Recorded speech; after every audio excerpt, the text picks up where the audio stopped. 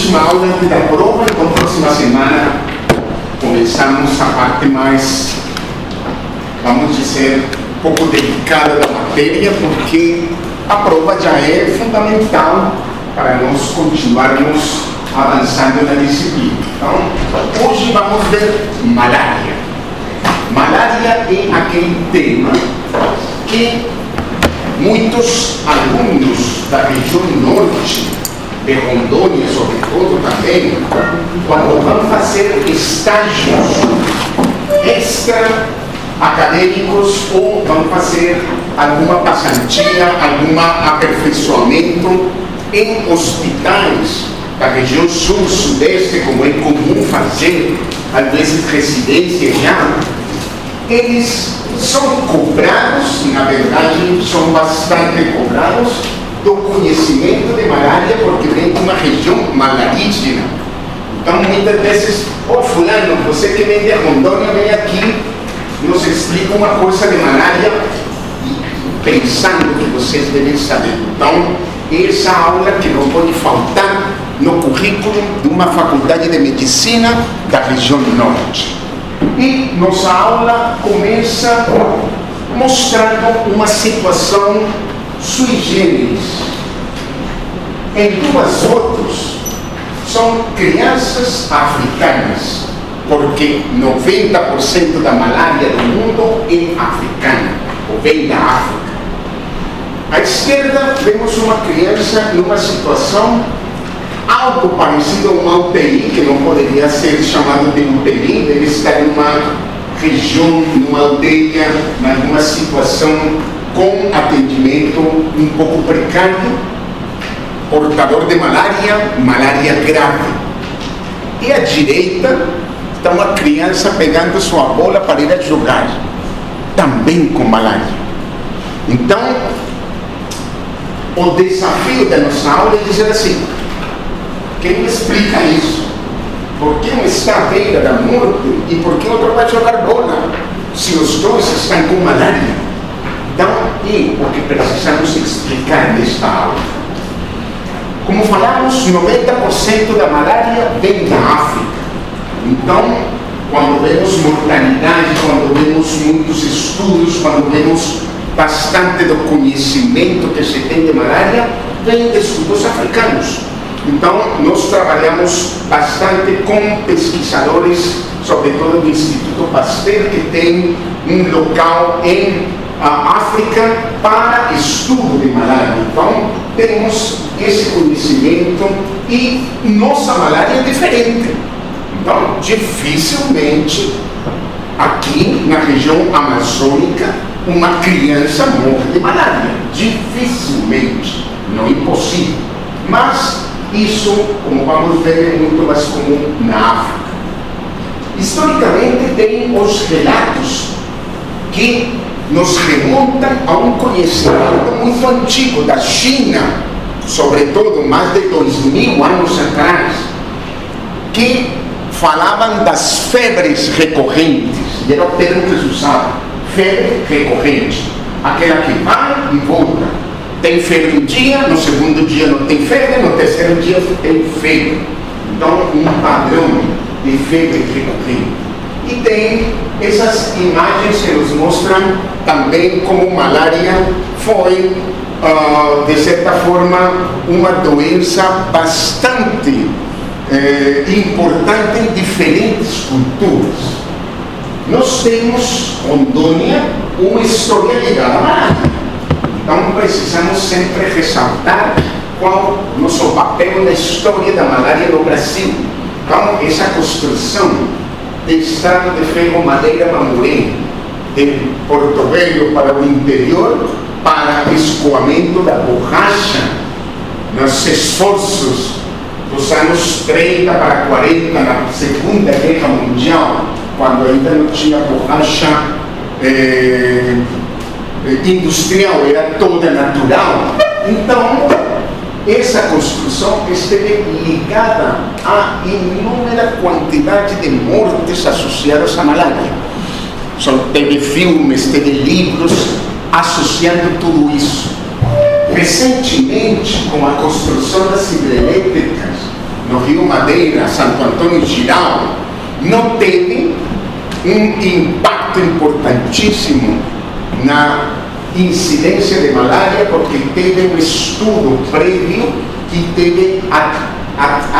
tiveram ações que evitaram que acontecesse essa epidemia, mas se não, poderia ter sido outro exemplo de uma explosão de malária em Rondônia. Temos as figuras clássicas. Então, as figuras clássicas são, na sua maioria, europeus, porque os europeus, França, Inglaterra, Itália, todos os países em geral europeus tinham colônias, ora na África, ora no Sudeste Asiático. E essas colônias perduraram durante muito tempo. Então vemos aqui o francês Charles Laveran, que descreve pela primeira vez o parasita da malária. Um soldado francês voltando da Argélia. Camilo Golgi, italiano, aquele do aparelho de Golgi também, descreve duas espécies de malária diferentes de Laveran. E os ingleses, Patrick Manson e Ronald Ross, eles com a colônia que tinha na Índia, eles estudaram muitíssima malária, e foi graças aos ingleses que o ciclo da malária se fechou. Então, se soube da participação do mosquito anofilino nessa transmissão. Então, um resumo enorme da história da malária, porque nas aulas de mestrado, às vezes a gente, na aula de história da malária, são mais de 2 horas, porque é uma história riquíssima, muito valiosa. Mas, para nós, é importante situar a malária dentro das doenças parasitárias. É uma doença parasitária. Então, vocês estudaram, com certeza, a malária na parasitologia, uma disciplina básica que precisamos trazer o conhecimento adquirido na parasitologia para entender a doença da malária. Bem, então vejam como a malária ocupa um segundo lugar dentro das doenças parasitárias, só perde para vermes. Os nematelmintos, então, é uma doença muito importante. Contudo, malária, junto com Chagas, junto com a doença do sono, ou trypanosomiase africana, junto com leishmaniasis, fazem parte de um grupo de doenças que a Organização Mundial da Saúde nomeia elas como doenças negligenciadas. E de onde vem a negligência? A negligência vem de que são populações afetadas por essas doenças em países pobres, subdesenvolvidos, longe, que ninguém se importa com eles, que tem pouca voz, não tem nenhum voto na política mundial e são esquecidas. Então, doenças negligenciadas. Das 4 que estão aqui, para ter uma ideia, malária menos negligenciada de todas as outras doenças. Então, importante lembrarmos isso. Um problema de saúde mundial. Porque mais ou menos entre 1/3 da população, um pouco mais, está afetada pela malária, 2 bilhões. Hoje já estamos em 7 bilhões de pessoas. Então, 1/3 está exposta, um pouco menos de 40% da população mundial, com muitos países, mais de 100 países afetados, mais de 200 milhões por ano de casos de malária. Então, quando vemos doenças como febre amarela, você já se sabe, no Brasil são dezenas de casos de febre amarela. Aqui são já miles e chega a milhões no mundo inteiro. E chamar sempre, e isso precisa ser enfatizado, 90% é África. sempre se coloca subsaariana. Por quê? Porque no Saara não tem nada mesmo, a não ser deserto do Saara, em termos de endemias infecciosas. Então, África subsaariana. Números mais recentes que conseguimos encontrar de 2022 da Organização Mundial da Saúde. Vejam, 249 milhões. Muda ano por ano. Um ano 237, 240, 49, 608 mil mortes. Eu digo assim, uma mortalidade que ainda é quase um pouco mais de meio milhão de pessoas que morrem, sobretudo na África subsaariana, onde se concentra 94% da malária do mundo e 95% das mortes. Então, o problema é africano, sim, muito mais do que em outros locais, mas é um problema que esses países africanos precisam de ajuda para resolver, sempre pensar isso. Porque o grupo de crianças menores de 5 anos, e vejam, primeiro momento em que mencionamos essa população, menores de 5 anos, vamos mencionar ao longo da aula, 80% das mortes da malária são nesse grupo populacional. Então, se pensa em salvar crianças menores de 5 anos. E o objetivo mais claro em relação à malária. Malária, ao longo de todo o desenvolvimento do planeta, lembrem bem que nosso planeta tem mais ou menos bilhões de anos, 14 bilhões de anos de desenvolvimento, no qual as espécies estão interagindo. Então, nesses milhares de milhões de anos de interação de seres vivos, a malária se especializou por espécies. Então, tem a malária humana, tem a malária de primatas não humanos, tem malária de aves, tem malária de roedores. E é pouquíssimo comum, não é impossível, mas pouquíssimo comum, que a malária de uma espécie afete outra. Talvez entre primatas e humanos exista alguma possibilidade de intercâmbio em termos desses parasitas. Mas humanas são reconhecidas claramente 4 espécies: Falciparum vivax, ovário e malária. Essas 4 espécies terminam reduzindo-se em 2. Para nós que estamos aqui nas Américas, porque o vale só existe na África. Então, nós não temos Plasmodium ovale. E o Plasmodium malariae, ele se confunde muito com o Plasmodium vivax. Então, terminamos dividindo a malária da região amazônica e a malária do Brasil e das Américas entre malária vivax e malária falciparum. Na verdade, essas duas, sabendo que existem essas 4, para vocês lembrarem. A malária dos primatas, o noblesse, símio, brasiliano, às vezes, e sobretudo naquela época em que nós estudamos o impacto das hidrelétricas antes da construção, a Fiocruz fez um trabalho muito importante com a população ribeirinha que iria ser deslocada em Teotônio e em outras comunidades, e capturamos muitos primatas não humanos também para realocar nas áreas que seriam inundadas.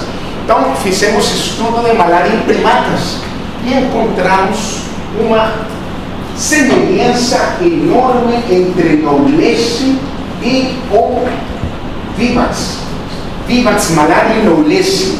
Então, em alguns livros, você vai encontrar que noblesse ainda pode ser considerado uma malária humana em algumas circunstâncias excepcionais. Mas essa é a malária dos primatas, a malária dos roedores, o bergei, sobretudo, chavaldi também, serve muitíssimo para modelos animais. Então a gente pega um camundongo, infecta com malária e vê como se comporta e o que acontece com ele, para tentar fazer uma semelhança com o homem. Então, modelos animais que nos servem para desvendar o conhecimento da patogenia da malária. Então, o ciclo é complexo.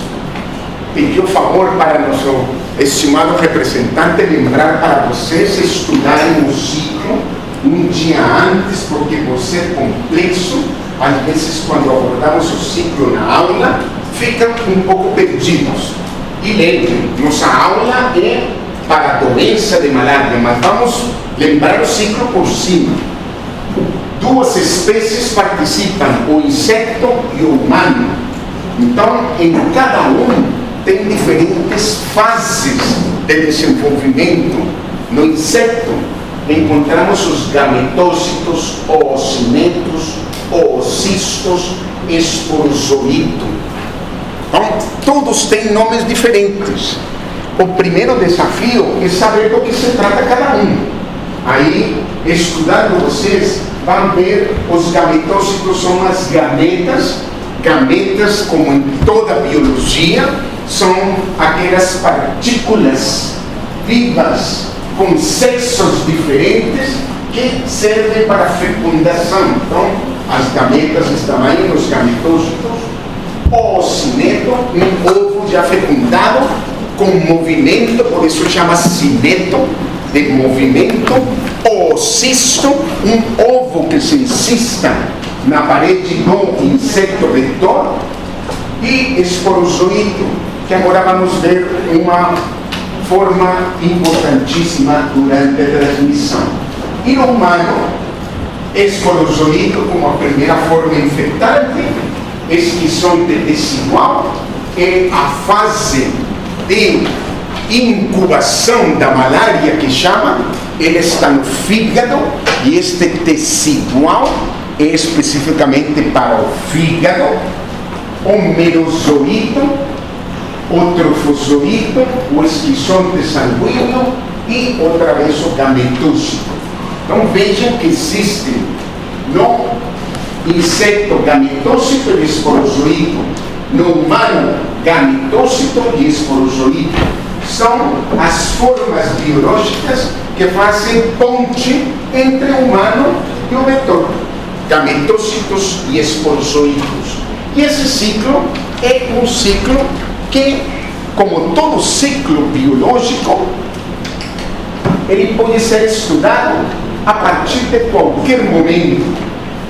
Qual é inicialmente o que se estuda por conveniência como o primeiro momento, o momento em que o inseto vetor está aqui, está fazendo o que se chama na biologia um repasto sanguíneo, um repasto, uma refeição sanguínea, em uma fêmea de anofelino que está querendo amadurecer seus ovos, e é obrigatório para esse amadurecimento o sangue e o conteúdo do sangue.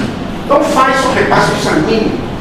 Nesse repasto sanguíneo, no momento em que ela coloca probóscide, que é este canudo que ela coloca para sugar o sangue, para que o sangue não coagule dentro do canudo, ela injeta a saliva dela, que tem anticoagulante. Nessa saliva está o esporozoito. E aí começa a infecção. Entra o esporozoito no organismo. E esse esporozoito, em todo o desenho, vamos ver, porque nas figuras e nas microfotografias aparece da mesma forma, parece uma cobrinha que tem movimento. E ele viaja de onde foi picado, braço, perna, pescoço, onde for, viaja pelo sangue com um rumo específico, encontrar o fígado. Tem que encontrar o fígado. Quanto tempo? Minutos, 20 minutos máximo. Mais do que isso, ele se perde, ele vai ser morto pela resposta imune e acabou. Então tem que encontrar o fígado para sobreviver. E uma vez encontra o fígado, aí ele começa a transformar-se num esquizonte tecidual. E incuba, esse é o termo que a gente sempre entende como aquele período em que eu tenho a doença, mas ainda não sinto nada, não estou sentindo nada. Então, o mosquito me picou e me infectou, já estou infectado.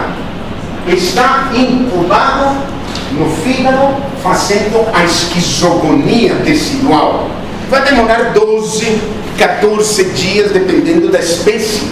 Então vai ser 14 dias em que a pessoa que tem malária não sente nada, absolutamente nada, mas ele já está com malária. Por isso o período de incubação, o tempo de incubação. Porque o primeiro sintoma de malária, aquele da febre alta, com calafrios, com sudorese, com dor no corpo, aquela crise malárica que leva o paciente a procurar atendimento imediatamente, ela acontece no momento em que o esquizonte se rompe e libera os merozoitos no sangue. Igual, merozoito tem minutos para encontrar sua célula infectante, senão vai ser eliminado, tirado da circulação. Qual a célula que o merozoito infecta? Hemácia, está aí. E começa a esquizogonia sanguínea. Então vejam os termos: esquizogonia tecidual, esquizogonia sanguínea. E essa esquizogonia sanguínea demora horas, 36, 48, 72 horas, dependendo da espécie. Falciparum diferente de vivas, diferente de ovário. Então, é o reflexo, do que os chineses chamavam febres recorrentes. Por quê? Porque enquanto dura o ciclo em que se está amadurecendo o esquizonte sanguíneo, eu não tenho sintomas. Quando rompe a hemácia e libera merozoitos, terminando o ciclo, crise. Febre, calafrio, de canela, calor,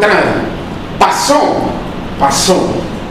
48 horas, crise. Então, febres recorrentes. Isso quando está tudo bem sincronizado. E tem um momento que no ciclo isso se chama como um cortocircuito. Porque em lugar de seguir o ciclo permanentemente, umas formas, não são todas, umas formas vão diferenciar-se nas gametas. Gameta masculina, gameta feminina, ou seja, os gametócitos.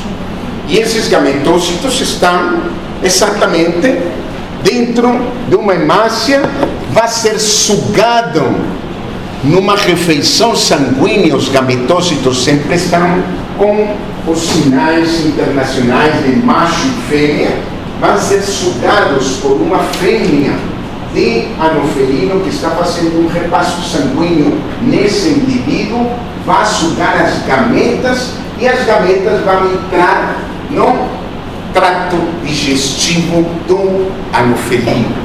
E lá no trato digestivo do anofelino, estamos nesta parte daqui, as gametas fazem o que toda gameta faz, se junta masculino e feminino, se fecunda, e essa fecundação produz um ovo fecundado, um oocisto.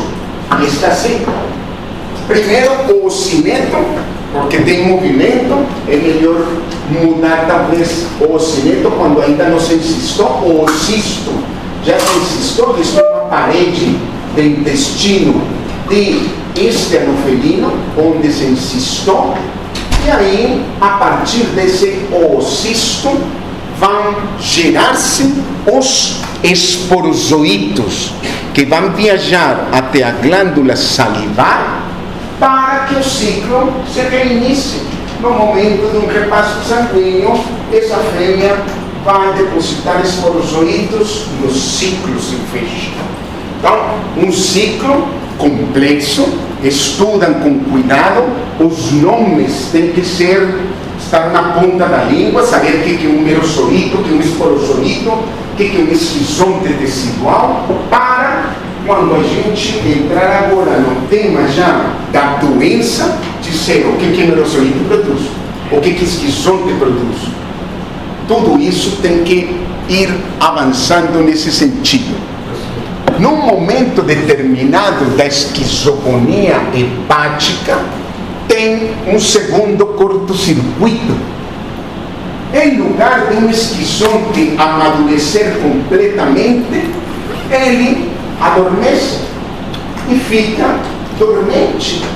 E por isso se conhece como hipnozoído, uma forma da malária dormente, onde só no fígado.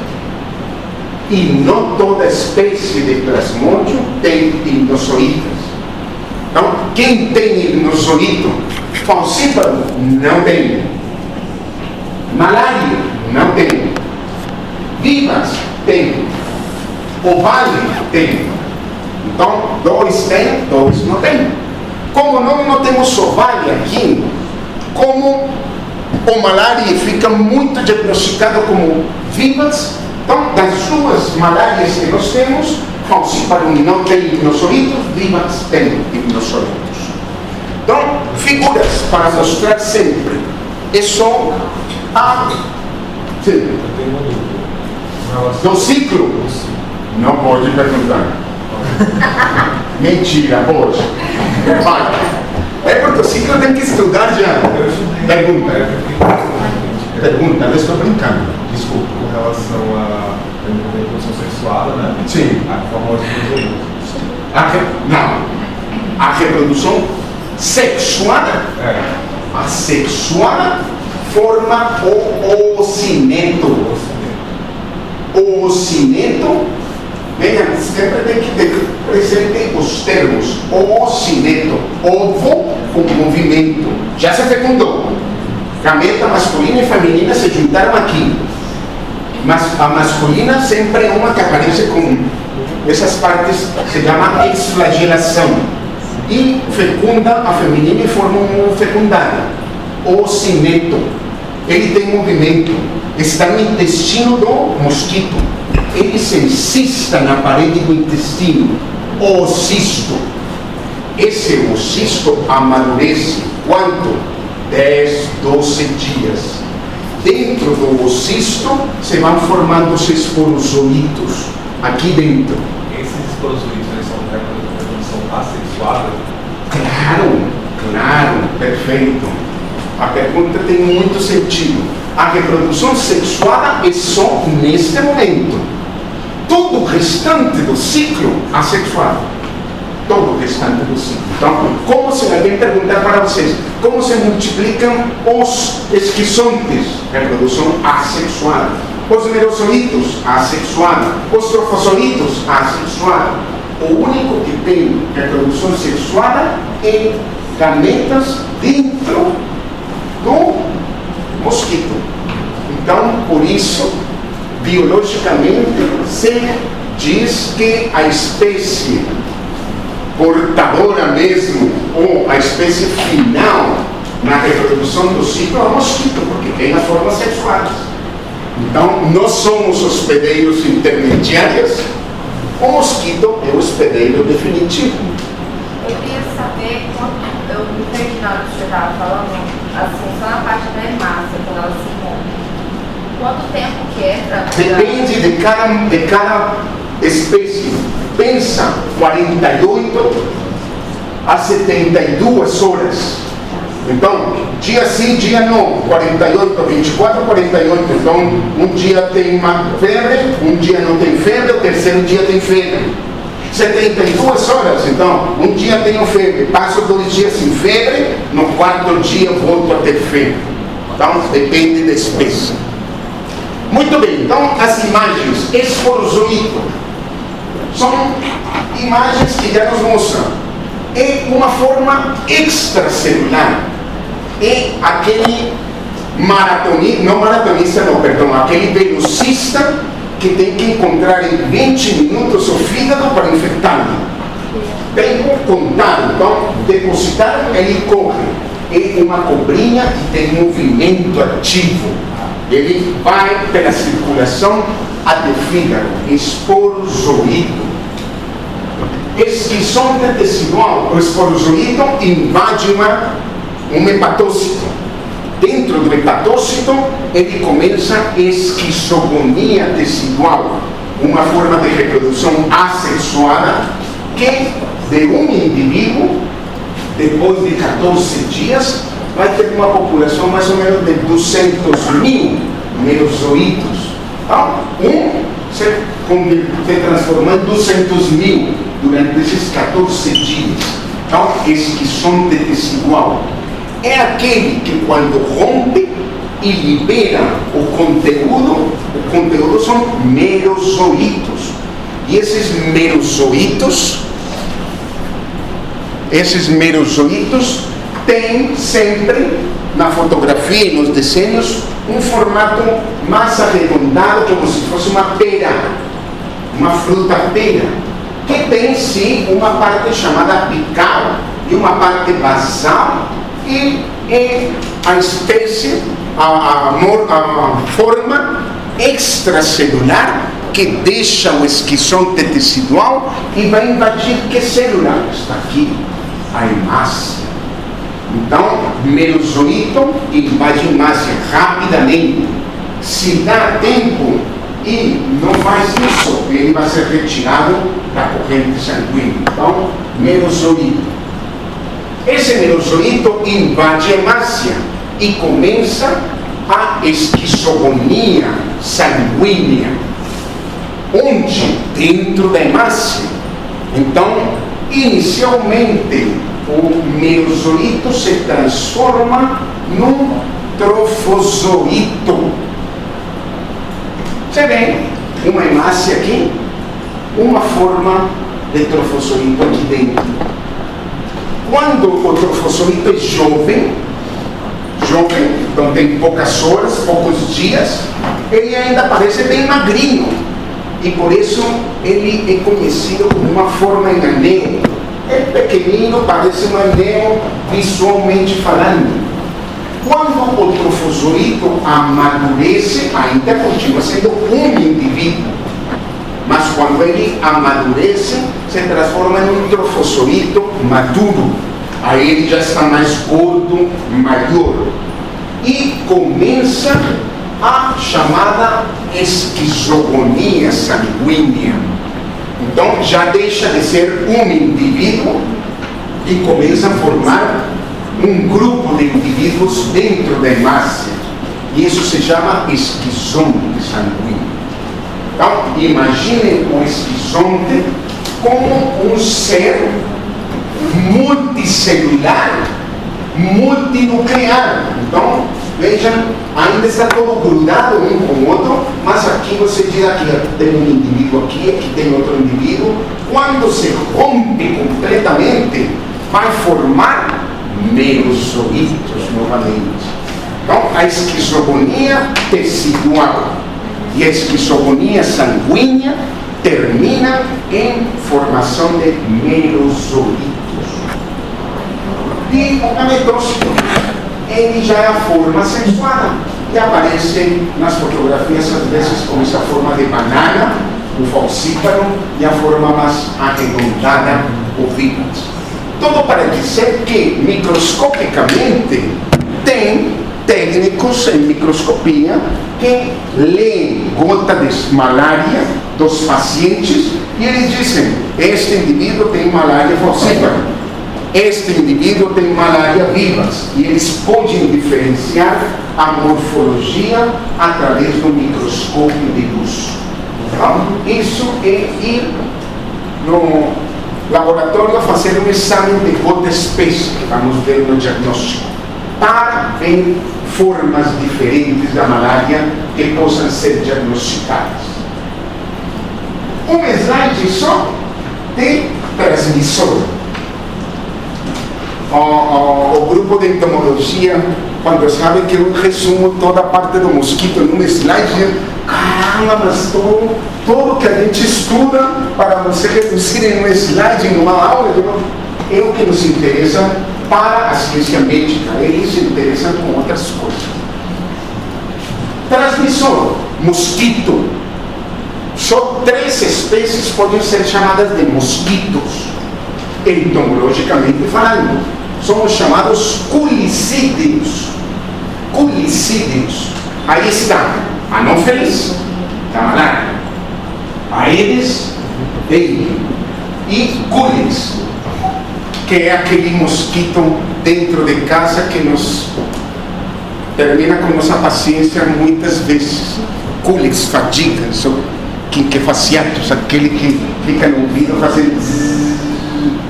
Então, anofelino, as fêmeas se alimentam de seiva, os machos se alimentam de seiva, as fêmeas têm hematofagismo obrigatório. Então, existem classificações enormes dos anofelinos. Aquele anofelino que gosta mais de humano do que de animal, então ele tem antropofilia. Aquele que gosta mais de animal, ele é mais zoofílico. Aí você diz assim, se encontra um mosquito que gosta mais de animal e tem um gado perto da casa, ele vai no gado, não vai em casa. Mas se é um antropofílico que gosta mais de pessoas e tem uma casa e um estábulo com vacas e animais, não vai na casa, atrás não vai. Então, diferentes comportamentos destes culicídeos. A transmissão hoje é praticamente vetorial, toda, 99,9% é praticamente toda vetorial. Transfusional, raríssimo. Claro que cada vez vemos que acidentes acontecem, mas é isso, um acidente. Congênita, raríssimo. Ninguém vai permitir que uma grávida com malária tenha um RN. Absurdo. Acidental tem que ser muito descuidado para estar manipulando no laboratório uma cultura de malária e contaminar-se. Tem que ser. Transplantes, raríssimo. Pegar um fígado de um doador para um receptor e esse fígado ter hipnozoítas de malária, que quando o transplante nesse receptor, esse hipnozoíta vai dar malária, raríssimo. Sobretudo porque pessoas com sorologia positiva para a malária nunca podem ser doadores de órgãos. Então, outra questão que se evita. Malária no mundo, completamente tropical. Mas não era assim. E por isso este mapa é muito interessante. Vejam a cor amarela mais clara. 1946, depois da Segunda Guerra Mundial. Onde tinha malária? Todo o sul dos Estados Unidos. Veja a Flórida, veja todos os estados do sul, do Golfo do México, todos com malária. Nas Antilhas, todos com malária. Vejam a Península Ibérica, Espanha, Portugal, com malária. Itália com malária, grande parte dos Balcãs com malária. 1946. 1994 e 2000 se reduziu para estes locais. Então, não que não tinha malária em outras partes, é que os outros locais conseguiram eliminar a malária e nós ainda não conseguimos eliminar. Então, veja o mapa. África, 90% da malária.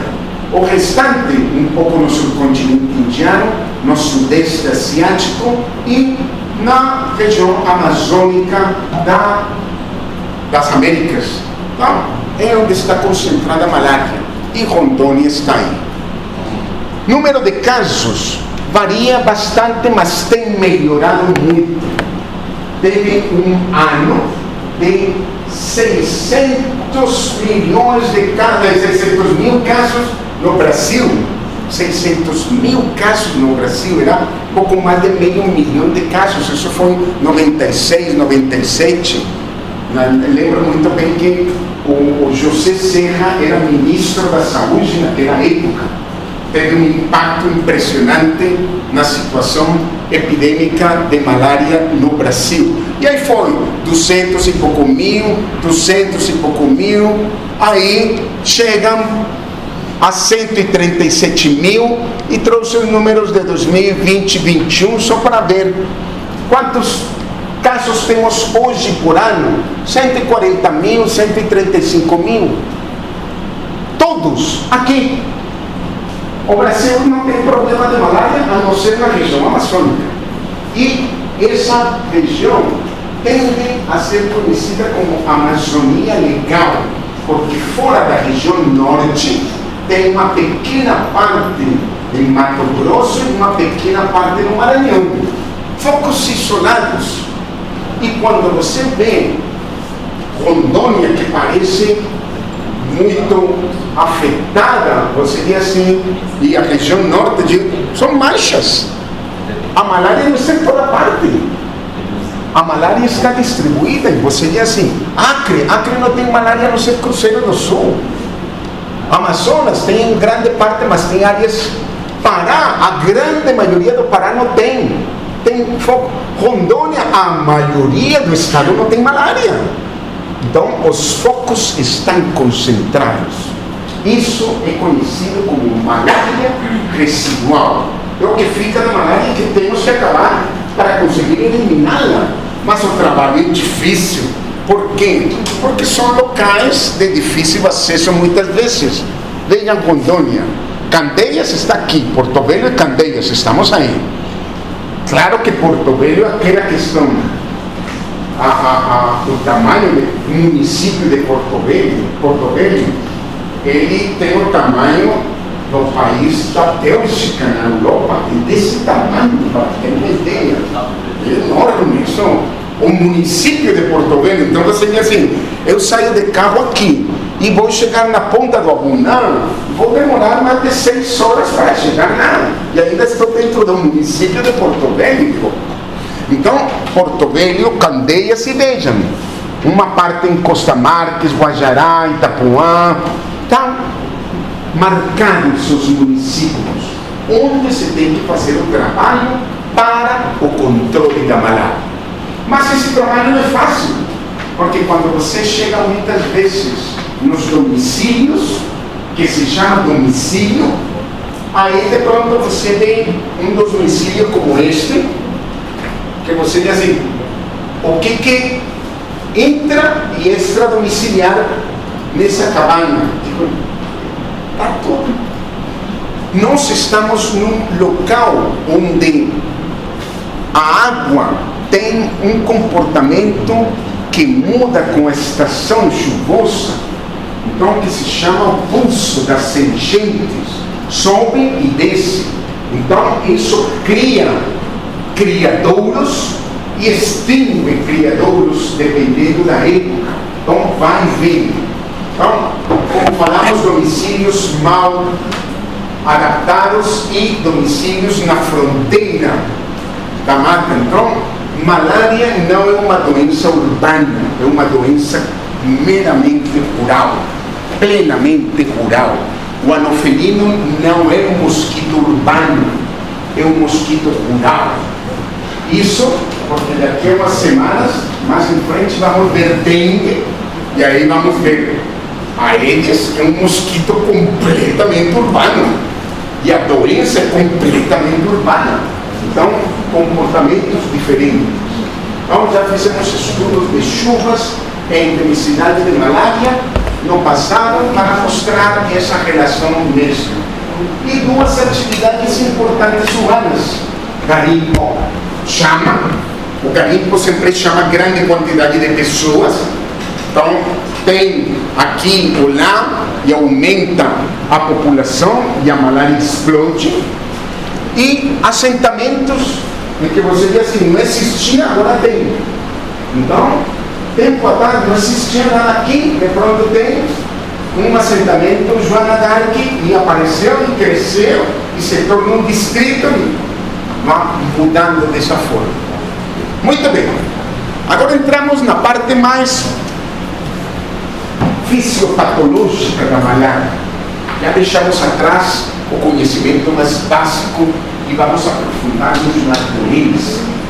Então, a patogenia tem uma relação muito direta na combinação desses 3 elementos: hospedeiro, agente e o meio ambiente. Os 3 têm que coincidir para ter malária. Então, só vai acontecer malária, que é um xizinho, quando os 3 coincidem. Se um dos 3 não participa, não vai ter malária. Vamos assim, ambiente. Então, se estou no centro de São Paulo, não vai ter malária, porque o ambiente não favorece nada para...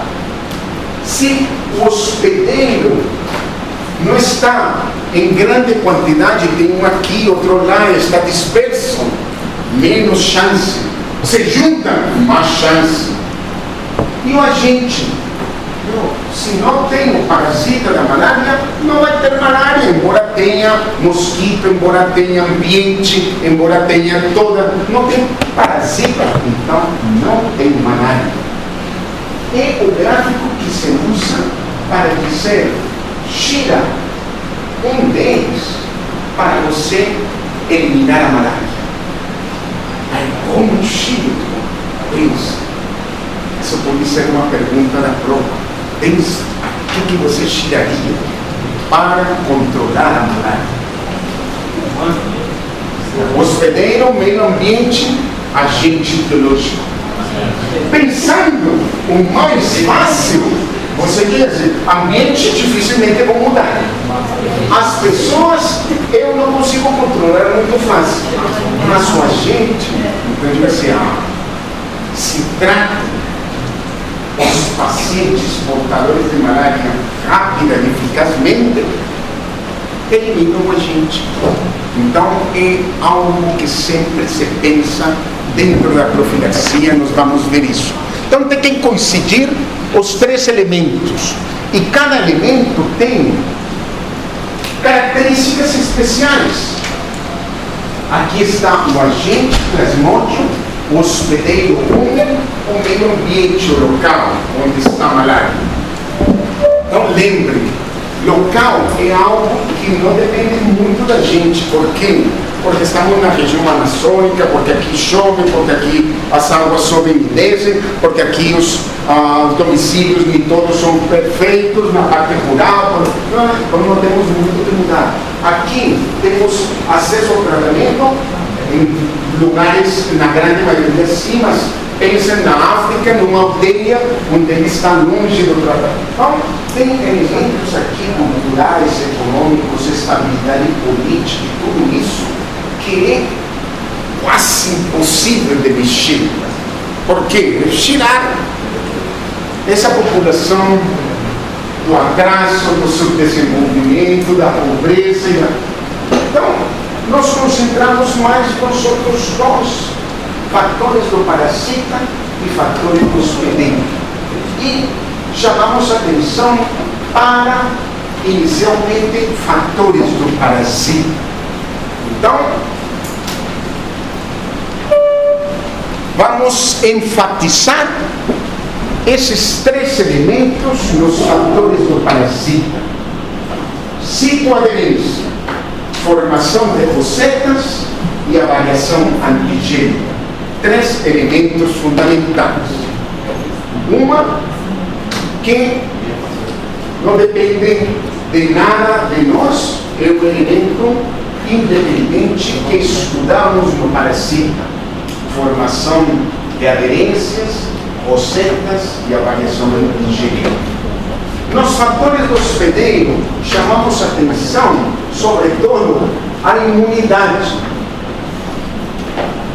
E nos sociais, sobretudo, acesso ao tratamento. Então, veja que nos traduz esse gráfico, nos traduz o seguinte: cada elemento participa com uma parte, e a participação de cada elemento vem a determinar, desde uma infecção assintomática, passando por uma febre sintomática, um quadro de malária sintomática, passando por um quadro de malária grave, levando finalmente à morte. Então, de que depende uma mulher e outro não dentro dos elementos que participam dessa atividade de interação entre os três elementos: citoaderência, formação de rosetas, variação antigênica por parte do parasita, a imunidade, sobretudo, por parte do indivíduo, e algumas questões sociais geográficas, como acesso ao tratamento. Tem um exemplo muito claro que vivemos anos atrás em relação ao acesso ao tratamento. Um caminhoneiro vem do sul, Rio Grande do Sul, trazendo carga, passa em Rondônia 15 dias e se devolve com o caminhão para Rio Grande do Sul. Chegando lá, começa a ter febre. Consulta. Ninguém sabe do que se trata essa febre, já fizeram exames disto, passa um dia, passam 3 dias, passam 5 dias, no 8º dia já está grave, está com insuficiência renal, está na... E ninguém perguntou onde que ele esteve nos 15 dias anteriores para saberem que esteve em Rondônia, em área endêmica de malária. Então lá, quando se diagnosticou tardiamente. Quando foram encontrar uma pessoa que soubesse fazer gota espessa de malária, não encontravam por nenhuma parte. Quando precisaram do medicamento, cadê? Onde encontram o medicamento para a malária? Aqui em Rio Grande do Sul. E todo se foi atrasando. Claro, terminaram fazendo o diagnóstico, terminaram encontrando o tratamento, vão na central de medicamentos que dá, tem que ligar, tem que ver a pessoa, dá acesso ao tratamento. Ele não faleceu porque, graças a Deus, mas tinha tudo para acontecer. Então, é uma explicação. Nós, aqui em Rondônia, acesso ao tratamento é o mais fácil. É o mais fácil. Você chega lá no Chapéu de Palha do Cemitrão, diz que vai fazer uma gota espessa de malária, faz a gota espessa, entrega o resultado, passa pela frente, passa no médico, dá o medicamento, já entrega uma sacolinha com todos os comprimidos, vai tomar e já começa a tomar imediatamente. Então, que nós temos a cultura da malária embutida na sociedade. Temos isso. Está eles em outras partes não. Mas os outros dois elementos independem dessas circunstâncias. Então, quando começamos a aula e mostramos a criança em estado grave e o outro indo a jogar bola, ele disse assim: por quê? Porque as condições dos dois diferem em alguns destes elementos que estão envolvidos nessa patogênese. Então, você tem que pensar exatamente não na fase hepática. A fase hepática já foi para trás. A doença da malária está associada à fase sanguínea da malária, exclusivamente. Então temos que pensar o que acontece no sangue. Aí o anofelino injetou esporozoído, ele viajou, ele entrou no hepatócito. Esses slides se passam rápido, são só para mostrar para vocês que todos os elementos moleculares do que o esporozoíto faz, tudo se sabe hoje.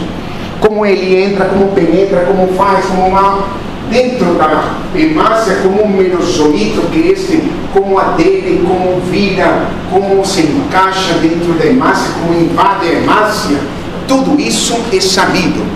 Mas nos focamos sobretudo na parte da esquizogonia sanguínea, que é onde está mais a parte da doença da malária. Então, temos que remontar-nos a um comentário que aquele coronel do exército britânico, Ronald Ross, que está nos primeiros slides, ele que completou o ciclo da malária, sabendo que o transmissor era no felino, ele falou o seguinte: em locais malarígenos, as crianças sofrem mais da malária do que os adultos.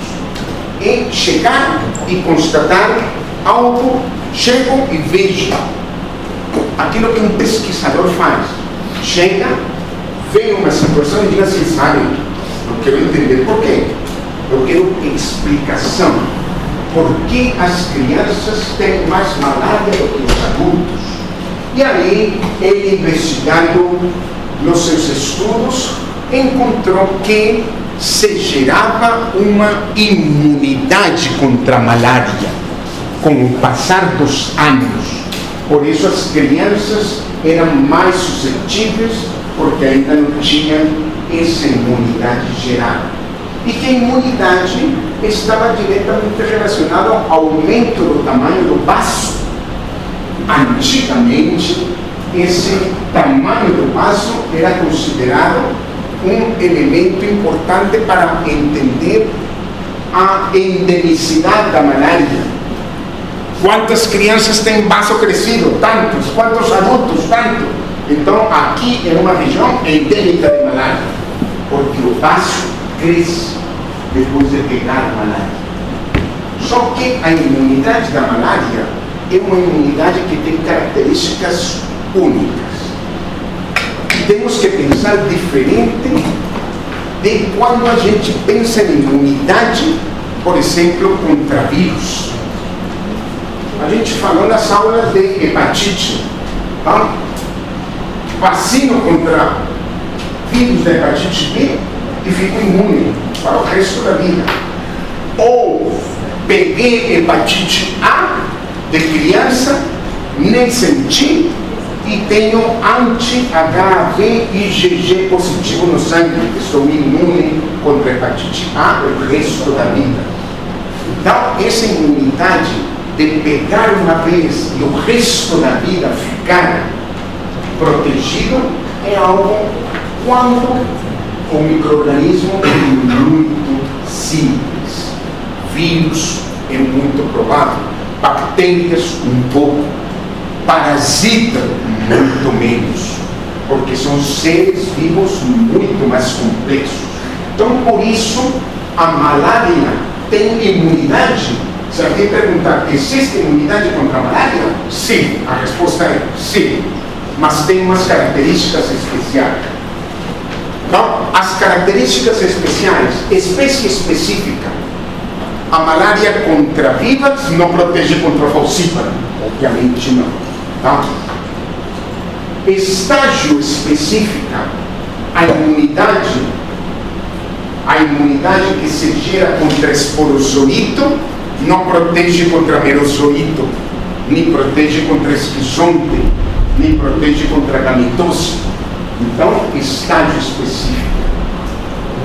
E esses três últimos elementos estão com ponto de interrogação, porque depende muito do local, se é África ou não. Na África, tudo isso é válido.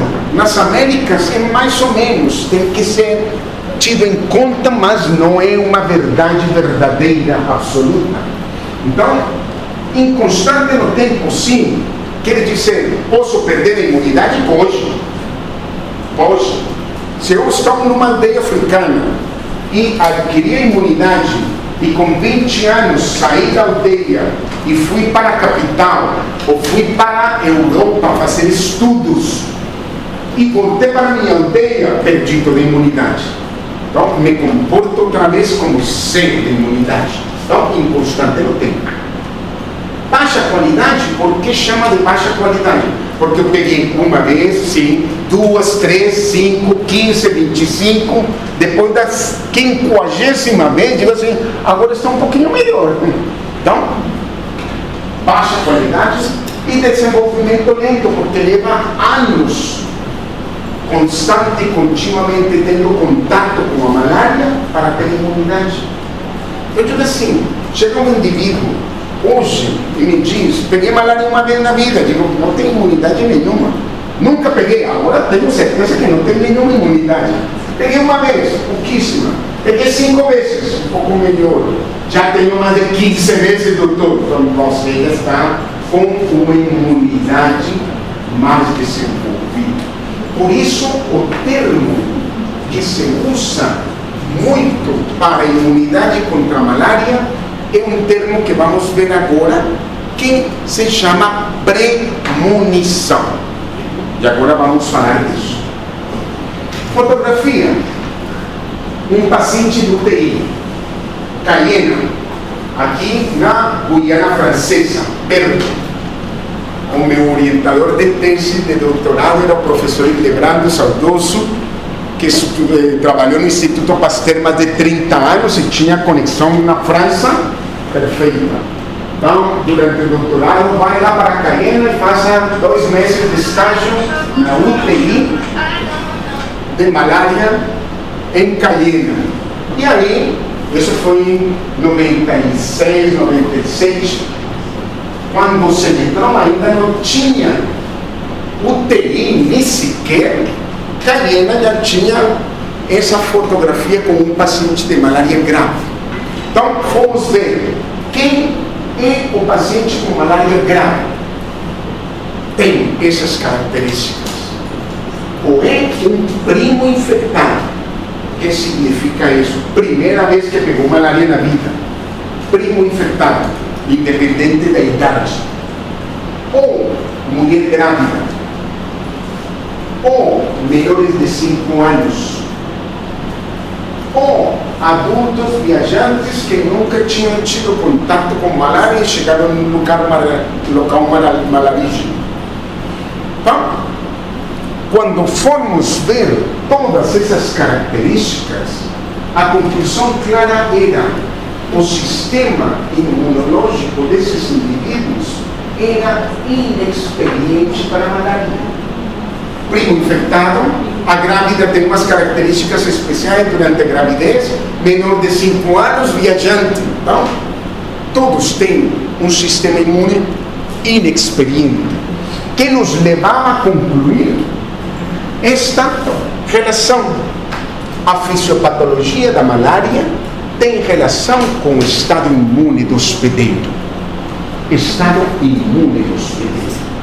Então, por isso, se definiu o termo para a imunidade da malária, chamando ela de premonição. O que é premonição? É a imunidade que se gera contra a malária, que tem as características ser estado específica, espécie específica, desenvolvimento lento, todas essas características geram a premonição.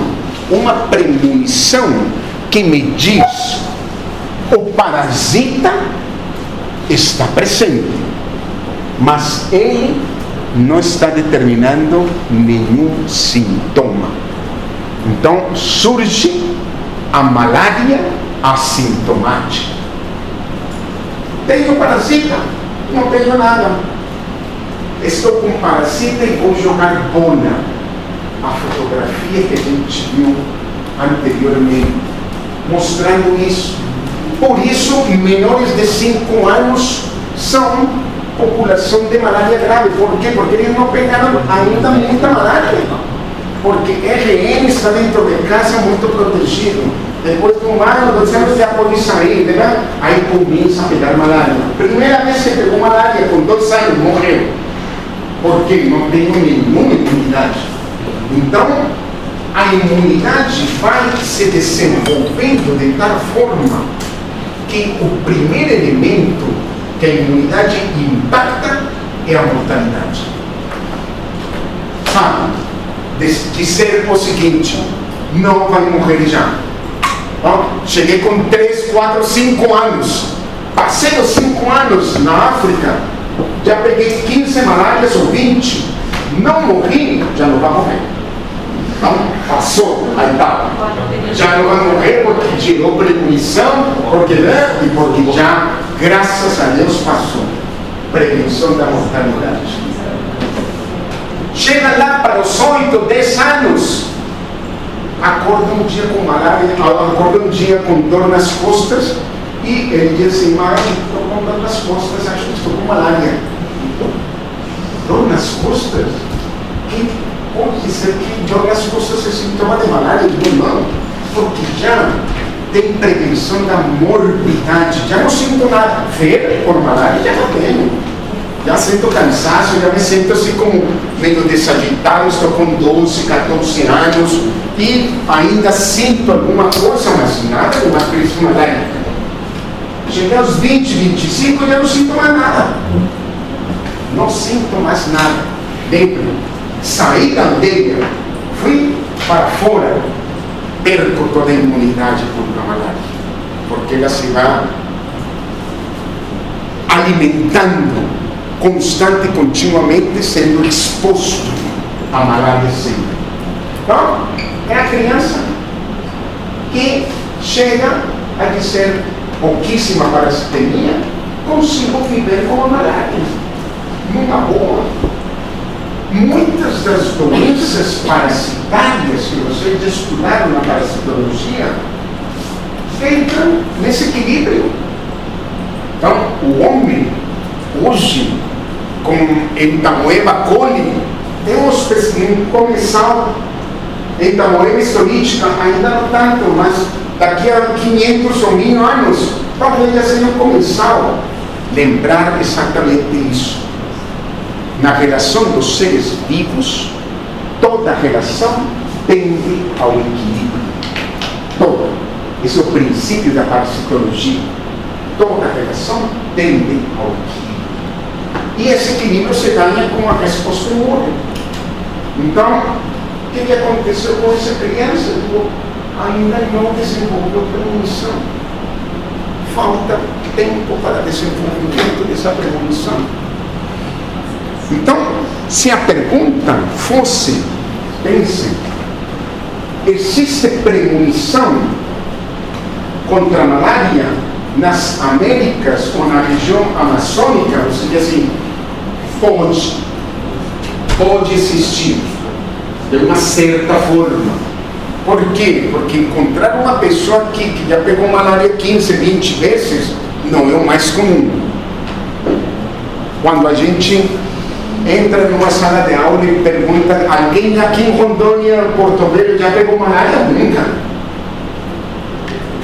Eu já moro aqui faz 30 anos e nunca peguei malária. E já trabalhei no campo, já dormi fora, já diferente exposição. Mas quando se vai examinar esta criança que está à beira da morte, com um quadro de malária cerebral, eu vejo que já está cateterizado, está colocando líquidos em acessos venosos encefálicos. Então digo assim, sabe, o primeiro pensamento é: nossa Senhora, o cérebro dessa criança deve estar completamente destruído, deve estar completamente afetado, deve ter algo. Aí, os estudos primeiros macroscópicos nos cérebros de crianças com malária cerebral, você olhava para o cérebro e dizia: não tem nada, não tem nada macroscópico, eu não vejo nada. De que morreu a criança de malária cerebral? No cérebro está assim, morfologicamente, de forma macroscópica. Aí, quando você vai ter a microscopia, começam os achados mais importantes. Esses achados levaram a criar um termo chamado de sequestro. O que acontece no endotélio dos pequenos vasos dos órgãos afetados por malária? Um sequestro. E esse sequestro é visto quando se vê na expressão de microfotografias algo que, representando aqui, se fez um desenho para mostrar exatamente o que acontece. Na parte final do ciclo biológico da esquizogonia sanguínea. Então, esta é uma hemácia. Dentro de um esquizonte hemático, um esquizonte sanguíneo. Ele está rompendo e está liberando o quê? Menoszoitos, que vão infectar outras hemácias e o ciclo se vai repetir. Tudo isso. Então, eu digo assim, o problema está acontecendo dentro do vaso sanguíneo, porque as primeiras microfotografias mostravam isso. Que foi o primeiro que chamou a atenção? Hemácias não parasitadas, lisas, bonitas, com aquela estrutura de disco bicôncavo perfeito. Hemácias parasitadas começam a ficar deformes, começam a perder a morfologia e começam a ficar com tumefações. Essas tumefações, ou protuberâncias, foram vistas em muitas microfotografias eletrônicas feitas com diferentes metodologias. Então aqui, com a seta, uma protuberância, aqui uma criofragmentação, mostrando isso, parecem calombos da hemácia, e ela toda deforme. Essa é uma hemácia parasitada pelo plasmódio. Então, representando isso num desenho, o merozoito invade a hemácia, dentro da hemácia se transforma em trofozoito, no final da esquizogonia sanguínea é um esquizonte sanguíneo, e esse esquizonte sanguíneo gruda no endotélio vascular. E para isso usa as protuberâncias. Essas protuberâncias foram chamadas no inglês de nós, mas nós traduzimos para protuberância, porque nós é maçaneta de porta. O que é uma maçaneta de porta que me faça pensar numa protuberância? Então, protuberâncias que determinam esse congestionamento dos vasos sanguíneos das crianças com malária cerebral, que você diz assim, não vejo nada macroscopicamente, mas microscopicamente estou vendo um congestionamento terrível. Por quê? Porque se produz o fenômeno do sequestro. E esse fenômeno de sequestro é o resumo de citoaderência, que é este fenômeno, esta célula hemácia como esquizonte aderir no endotélio vascular e citoaderência. Então, aqui se vê o desenho, uma hemácia grudada no endotélio com parasita dentro, gruda, citoaderência. E o fenômeno que completa o sequestro é formação de rosetas. Esse foi também o termo traduzido do inglês de Washington, de formação de figuras em forma de rosas. Por quê? Porque é uma hemácia parasitada aqui no centro, toda deformada, grudando com hemácias não parasitadas que estão aqui em torno dela. Então veja, microscopicamente se vê aqui uma hemácia parasitada no centro e todas estas não parasitadas formando a roseta em torno dele. Então, citoaderência, mas formação de rosetas é o que nós entendemos como sequestro. E aqui um desenho maior mostrando citoaderência e formação de rosetas. E levando isso a uma oclusão vascular. Oclusão vascular. Então, se alguém pergunta por que uma criança morre de malária grave com quadro de malária cerebral, porque ela fez uma oclusão vascular cerebral. Por causa do que? Da malária. Porque as hemácias parasitadas citoaderiram e fizeram formação de rosetas em torno deles. Então, aí está a hemácia bonita, a hemácia parasitada toda deforme, formando rosetas. Então, isso se viu microscopicamente, e para esses modelos animais são fabulosos para chegar nestas imagens. Então, se tem o conhecimento claro de como se forma isso. E se chegou à parte molecular. Por quê? Porque a pergunta que queriam os pesquisadores desvendar era: o que são essas protuberâncias que a hemácia parasitária tem? O que são essas protuberâncias? São resultado de proteínas do plasmodium falciparum que produz a protuberância. E chamamos a atenção para essas proteínas do plasmodium que tem uma parte externa parecendo uma antena. Então, proteína do plasmodium para fora parecendo essas antenas. Os termos estão aqui, só vou explicar para vocês entenderem. Plasmodium falciparum PF ENP1, proteína de membrana do eritrócito 1. É essa anteninha. Então, para que serviu saber que na protuberância a malária tinha essas anteninhas? Porque do outro lado, no endotélio vascular, cerebral, renal, pulmonar, fígado, todos os órgãos, existem receptores do endotélio normais que são expressos quando o sistema imune está em resposta inflamatória. E aí se expressa. E vejam, aqui está a anteninha, a proteína de membrana do eritrócito TFNP1, FEMP. Aí ela liga com os receptores e produz citoaderência.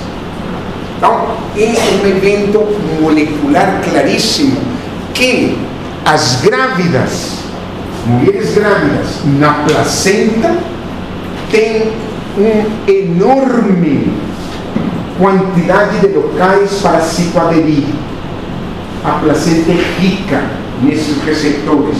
Então, acontece malária grave na grávida, precisamente por essa citoaderência em exagero na placenta. Mas acontece no cérebro, e aqui poderíamos colocar todos os outros órgãos: rim, pulmão, coração, tudo. Então, são os fenômenos de sequestro que nos determinam uma citoaderência, mas uma formação de rosetas. Este gráfico é complicadíssimo. E eu, pessoalmente, acho muito cheio de informação, mas trago só para dizer para vocês: a complexidade a que se chegou ao entendimento é mais ou menos desse tamanho. Então, se você mostra para um imunologista, ele diz assim: aqui está, ele sabe de tudo isso. Nós, que nos importa desse gráfico? Basicamente, citoaderência, formação de rosetas. O que está aqui? Citoaderência e formação de rosetas. No final, veja quem começa a participar da oclusão. Aí é o importante do gráfico, por isso trouxe plaquetas e fibrina. Aí se oclui completamente o vaso. E aí, este gráfico se gostou mais. Não tem tantas setas e tantas, mas mostra em fases. Fase 1, fase 2, fase 3. Um vaso que deveria ser desta circunferência termina desta.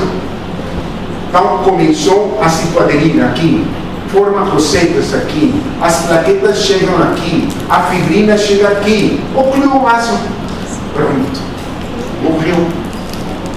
Por quê? Porque faltou oxigênio. Se no cérebro, maravilha cerebral. Se no pulmão, vai ter sangramento e vai ter síndrome respiratória aguda. Se no rim, vai estar com insuficiência renal aguda.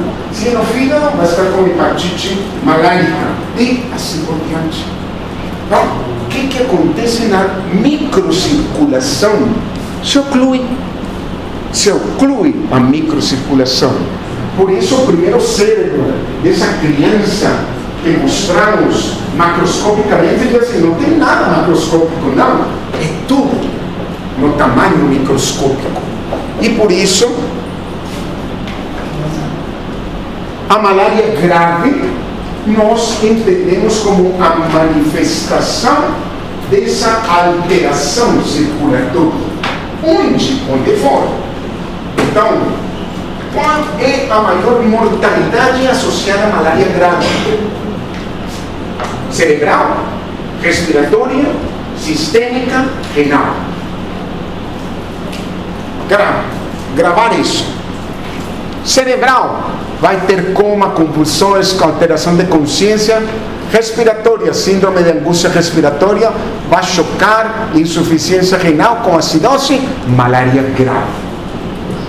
E vai morrer, se não tratado a tempo e se não se reverter isso. E você vai ver que isso está dentro do manual do Ministério da Saúde. Então, PCDT Malária 2022, que é o mais recente. Aí está manifestações clínicas, porque tudo isso é relacionado à obstrução da circulação por citoaderência, formação de recetas e todo esse elemento da microcirculação afetada. Então, é o que tínhamos para ver de fisiopatologia da malária, entender essa parte. Agora a parte mais simples e mais dia a dia. Como diagnosticamos? Exame parasitológico. Gold standard, gold espessa, está aqui. Você pode fazer gota fina ou esfregaço perfeitamente. Pode fazer outros testes, se disponíveis, mas padrão ouro, gota espessa, continua sempre. Sorologia não serve para nada em termos gerais. Por quê?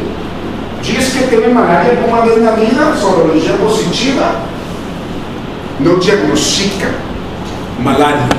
Mas existem testes rápidos sorológicos que detectam antígenos da malária. Então, esses testes rápidos são fundamentais em momentos determinados. Então, quem está no topo? Esse indivíduo que é um microscopista de malária. Então, treinado, que saiba, tem um microscópio de luz, tem energia, tem tudo. Perfeito. Se eu coloco um posto de leitura da malária acessível para todo mundo, e todo mundo tem acesso, vai ser um diagnóstico rápido. Então, um dos elementos que vamos ver agora na profilaxia, acesso fácil ao diagnóstico e ao tratamento, que é consecutivo. Onde não tem luz, fomos numa atendimento ribeirinho, vamos de barco, fomos numa comunidade indígena, lá no Guaporé, na parte alta do Guaporé, lá na aldeia da Baía da Coca, 6 horas de Guajaramirim, eu não tenho nada para fazer aqui, a não ser testes rápidos de malária. Aí valem os testes rápidos. Não tenho microscopia, não tenho microscópio, não tenho luz, não tenho uso. O teste rápido para o diagnóstico. Aqui na cidade, onde tem possibilidade da malária, não é a primeira opção o teste rápido. O tratamento que visa interromper a doença quanto antes. A gravidade da doença vai aumentando com o tempo que passa. Então, lembrem a figura de estágio 1, estágio 2, estágio 3 do vaso sanguíneo. Quanto mais tempo o paciente está com malária, mais vai para o estágio 3. Passou um dia com malária, perfeito, não tem nada de grave. Passou 5 dias com malária, começa a aparecer gravidade. Chegou uma semana com malária, aí vai agravar mesmo, e pode morrer. Então, o tempo é fundamental. Interromper a doença, destruir as formas latentes ipnozoítas daquela espécie que tem ipnozoíta e interromper a transmissão e já profilaxia. Então, visando isso, usamos medicamentos de 3 espécies diferentes. Primeiro, os esquizontes, os esquizonticidas sanguíneos. Então, medicamentos que matam esquizontes sanguíneos. Como chamam? Esquizonticidas sanguíneos. Segundo, medicamentos que matam hipnozoítos. Então, esquizonticida tecidual, porque está no tecido esse hipnozoíto. E terceiro, os gametócitos ou gametocitocida. É um medicamento que mata gametócitos. Gametócitos, porque são importantes eliminar? Bloqueiam a transmissão. Então, se bloqueiam a transmissão, interrompe a transmissão da malária. Então, esses 3 medicamentos serão combinados. Tudo bem no esquema que é fácil de ler. Agora vamos ver as figuras. Você já tem os diapositivos e essa parte é muito mais mecânica, porque não lembro. Aí procuro, normalmente embaixo do vidro onde estou atendendo, já tem uma figurinha que digo, me lembra como que é o esquema para malária vivax. Então diz assim, cloroquina 433, cloroquina 433, 4 comprimidos primeiro dia, 3 segundo, 3 terceiro, 433, perfeito. Com isso elimino todas as formas sanguíneas. Primaquina, 2 comprimidos por dia por 7 dias, 7 por 2, 14. Então, 14 comprimidos em 7 dias. Função da primaquina, esquizonticida tecidual na malária vírus. Isso é fundamental lembrar. Então, é um esquema simples que no manual está sem. Um esquema que eu digo assim, sabe, eu posso ver. Aparece Vivax e o Vale. Lembrem bem que o Vale que não temos nas Américas existe na África e tem hipnozoíta. Então é assim, uma pessoa de 60 quilos, que está mais ou menos aqui, 4, 2 no primeiro dia de primaquina, 3 de cloroquina, 2 de primaquina, 3 de cloroquina, 2 de primaquina e 2 assim, até completar 7 dias. Então, está desenhado e está fácil de seguir. O objetivo da nossa disciplina não é que decorem isso. Não é. Se decoram, é um lucro. Mas não é assim. Não vou perguntar exatamente quantos comprimidos de primaquina o paciente tem que tomar no terceiro dia. Não. Isso não é importante. Falsíparo tem 2 esquemas. Um muito fácil, outro um pouco mais complexo. Mas o manual do Ministério não diz qual é o de primeira escolha. Não diz assim, é melhor este do que aquele. Não, escolha o que quiser. E cada um escolhe. Então, por conveniência, muitas pessoas escolhem o primeiro, de artesanato com mefloquina. Artesanato com mefloquina. Por quê? Porque tenho que dar 2 comprimidos no primeiro dia, 2 comprimidos no segundo, 2 comprimidos no terceiro e parou. Para esquizonticida sanguíneo. E uso primaquina, 2 comprimidos no primeiro dia, para matar gametócitos na malária falsípara. Então, vejam um esquema simples. Quando a posologia é mais simples, o paciente adere mais fácil. Assim, tá, entendi. 2, 2, 2, me entregam os 2 nesta carteirinha, ele já vem para dizer assim, tá, Toma assim, toma assim, toma assim. A alternativa, aí está no manual do Ministério, como tem que tomar, então tudo bem por figura, e o manual do Ministério traz o peso para menores de pesos ou maiores de 60 ou menores de 60 quilos. 60 quilos é o que a gente coloca como o padrão que a gente pode levar, mas digo assim, tem mais de 70, tem 80, tem 100 quilos, eu digo assim, agora tem que tomar outra coisa. Tem menos de 60 quilos, tem 40, tem 20, é menor de 6 meses, então tem que ser aí adaptado. Mas como digo, não é objetivo da disciplina que eu perguntei para vocês como trataria uma criança de 6 meses de idade e você lembrar de cor que tem que tomar 5 miligramas de não. Isso você procura no manual quando for tratar o paciente. Tem que saber onde procurar e como procurar. A segunda alternativa, isso que digo mais complexa. Então veja, ele tem que tomar 4 comprimidos de manhã, 4 de noite no primeiro dia, já são 8 comprimidos. 8 comprimidos no segundo dia, 8 comprimidos no terceiro. Então é artemether com lumefantrina. Outro esquema. Não existe um primeiro do que outro, um melhor. Existe um mais fácil para o paciente, mas sempre, às vezes passamos por isso, tem que saber. Não tem nefroquina com artesanato. Quem tem? Artemether com lumefantrina. Então vai. Ou seja, não vamos deixar de tratar o paciente porque tenha só outro medicamento. Então, o esquema também aparece no Ministério, bem distribuído. Esta é a forma de tratar malária grave, não faz parte da nossa disciplina. Então, você não tem por que saber tratar malária grave, que se trata intra-hospitalar, com artesanato endovenoso, em bolos, em peso, isso já é um especialista que vai tratar uma complicação, um quadro grave, algo muito específico. Só coloco para que saibam que existe. E todo está nesta guia de tratamento do Brasil. Esta edição é de 2020, já temos uma de 2022. Mas gosto muito de mostrar isso porque todos os meus amigos estão ali. Então, o Cogesso de Mato Grosso, o Délio Batista trabalha comigo no setembro. Délio é aquele que trabalha comigo nas vacinas de dengue também. Aqui está a Graça Alecrim em Manaus, o Marcos Bolo da USP, o Mauro Sugiro, meu amigo, mais de 30 anos que conosco, Sugiro, um japonês, mora na casa do lado da minha.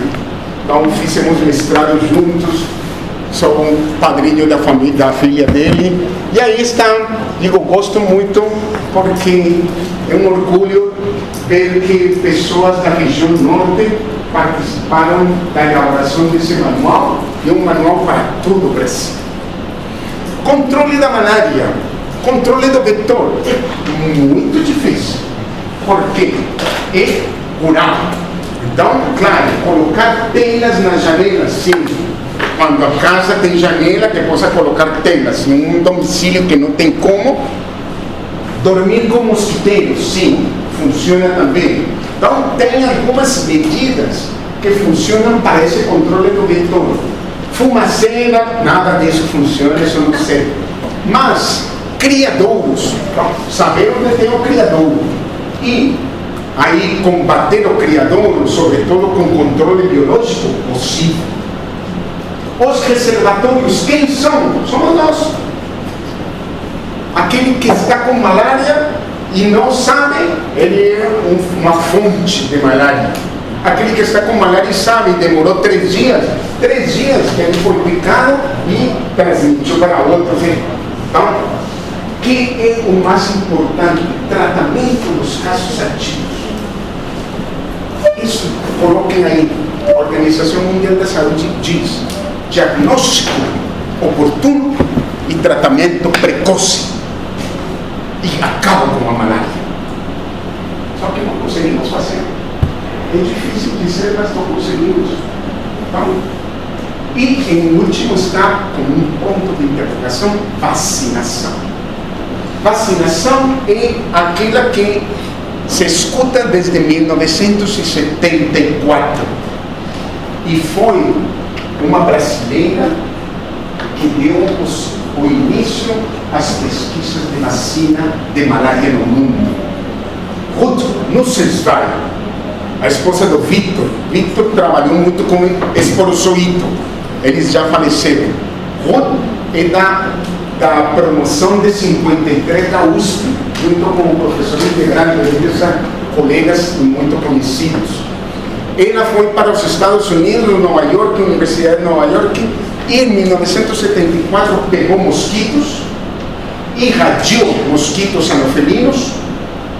Esses esporozoitos irradiados foram usados para infectar animais, macacos sobretudo, que são os primatas humanos mais perto que reproduzem malária do homem, e fez uma vacina desse tipo, com esporozoitos irradiados.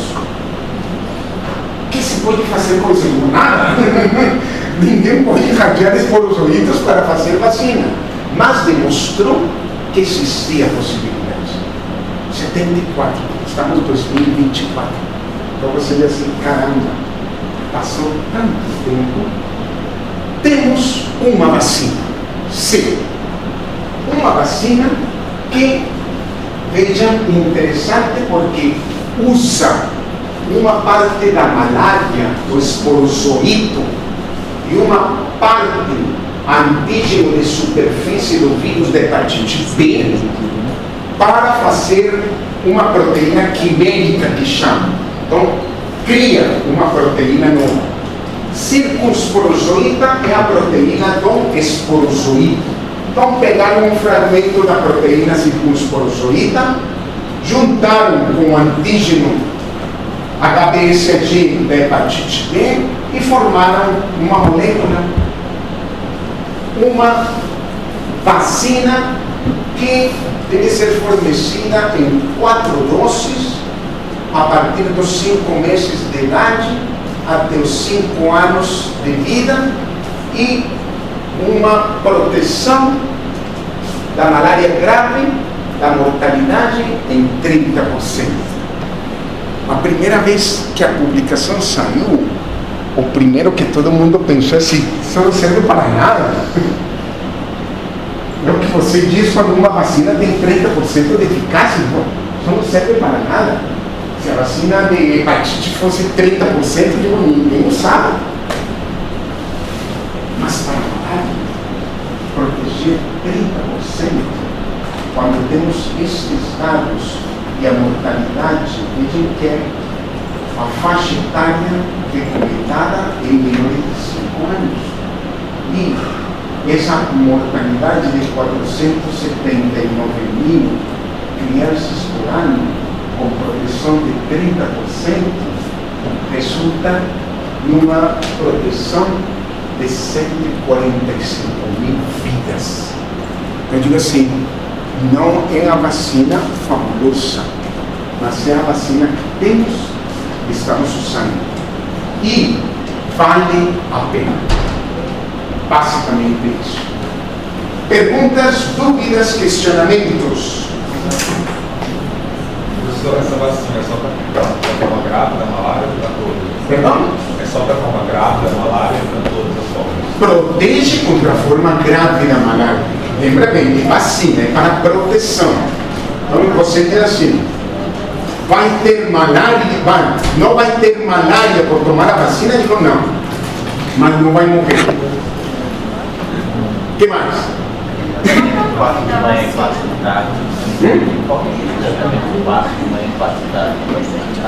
Artemether lumefantrina. O nome da vacina. Mosquitos.